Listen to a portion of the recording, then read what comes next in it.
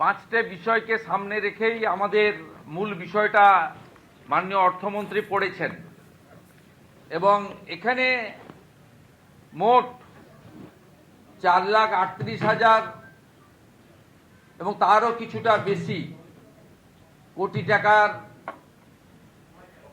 Budget পেশ করা হয়েছে, যে বাজেট কার্যত আমাদের আয় ব্যয়ের মধ্যে এবং প্রয়োজনীয় ফান্ড সোর্স এবং কোথায় থেকে আমরা পেতে পারি এবং বিগত কয়েকটি বছরের জমা খরচের হিসাবকে সামনে রেখেই পেশ করা হয়েছে। এক্ষেত্রে এক কথায় যদি বলা যায়, এবারের বাজেটে যে পাঁচটি শক্তির কথা বলা হয়েছে, সেবা শক্তি, শিল্প শক্তি, জ্ঞান শক্তি সহ,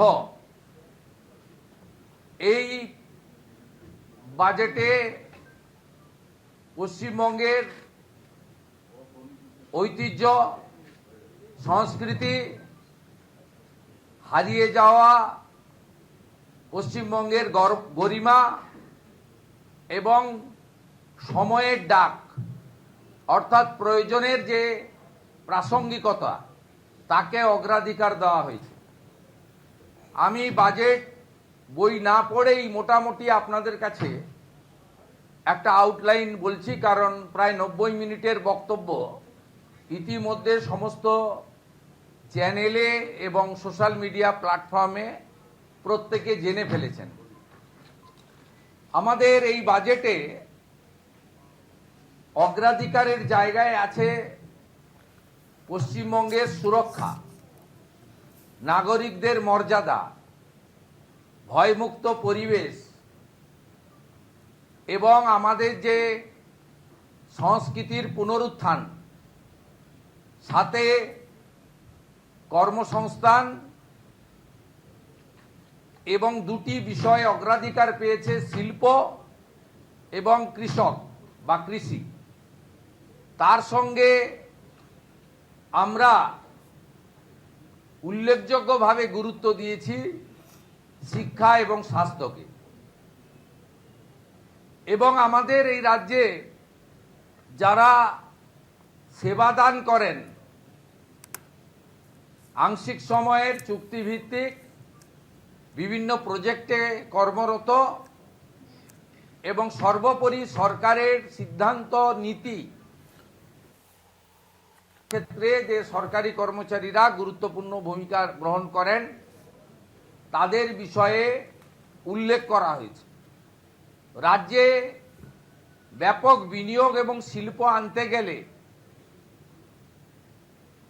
আইন শৃঙ্খলাকে সুদৃঢ় করা, তোলাবাজি, কাটমানি, সিন্ডিকেট, চাঁদাবাজি বন্ধ করা,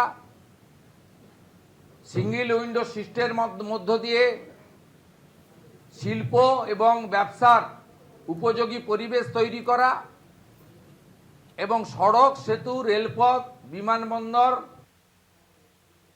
এবং সমুদ্র বন্দর তৈরির মধ্য দিয়ে যোগাযোগ অর্থাৎ মানব সম্পদের যোগাযোগ এবং পণ্যের যোগাযোগ, কাঁচামালের সরবরাহ লাইন, একে গুরুত্ব দেওয়া হয়েছে। আপনারা যদি দেখেন তাহলে এই বাজেটে এমন কোনো অংশবর্গ নেই যেটা বাদ গেছে। ঠিক বাজেট বক্তৃতা মাননীয় অর্থমন্ত্রী শেষ করার পরে কার্যত এখানে বিরোধীদের বলার কিছু আছে বলে মনে হয় না। একজন প্রবীণ বিধায়ক, তিনি বিরোধী দলেরই একাধিকবার বিধায়ক, অশোক দেব, আমাকে বলছিলেন যে বলার কোনো সুযোগ নেই, কিন্তু আইনজীবীদের জন্য কিছু থাকলে ভালো হতো। তিনি প্রফেশনাল আইনজীবী। আমি নিশ্চয়ই বাজেট আলোচনা হবে দুদিন ধরে, 24-25 জবাবি ভাষণ অর্থমন্ত্রী দেবেন, সেক্ষেত্রে আইনজীবীদের কথাও তিনি বিবেচনা করতে পারেন তার দপ্তরের সঙ্গে আলোচনা করে। যাই হোক, বলার কারোর সুযোগ নেই।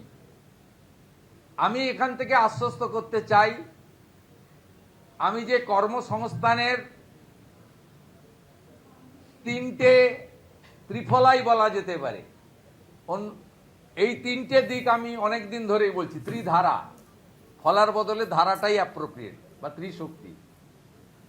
ত্রিশক্তি, ত্রিধারা। এটাতে প্রথম হচ্ছে সরকারি কর্মসংস্থান, যেখানে শিক্ষক, অধ্যাপক, শিক্ষাকর্মী, সরকারের শূন্য থাকা পোস্ট, পুলিশ, বনকর্মী ইত্যাদি ইত্যাদি।